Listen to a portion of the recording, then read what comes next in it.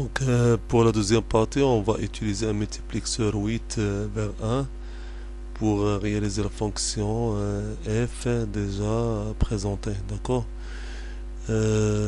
Donc un multiplexeur 8 vers 1 est défini par 8 entrées, donc E0, E1 jusqu'à E7. 8 est égal 2 à la puissance 3, donc on va utiliser 3 entrées d'adresses qui sont A, B et C, sont présentées en bas.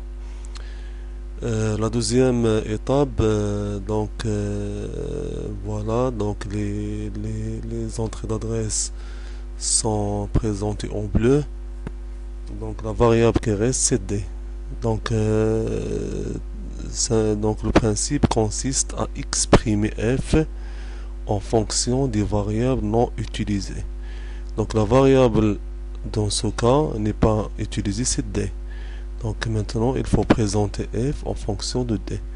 Donc premièrement, dans la première combinaison, donc f est différent de D, donc f est égal D bar. Donc E0 est égal D bar.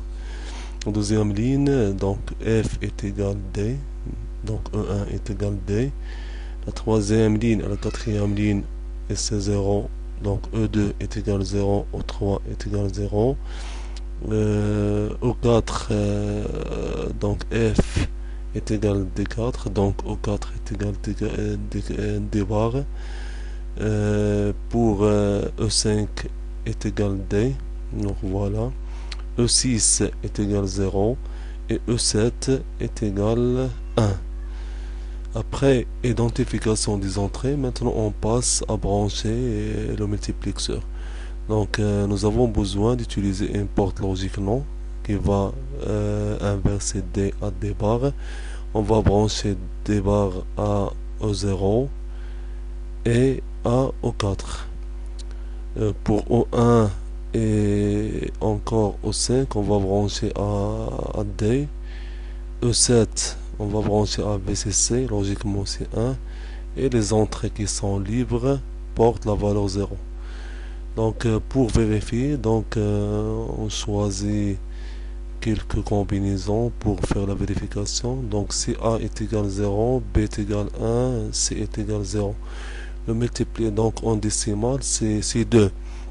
Le multiplexeur il va sélectionner l'entrée O2 et va la connecter en sortie F. Donc on va trouver que F est égal E2 et puisque E2 est égal 0, donc F est égal 0.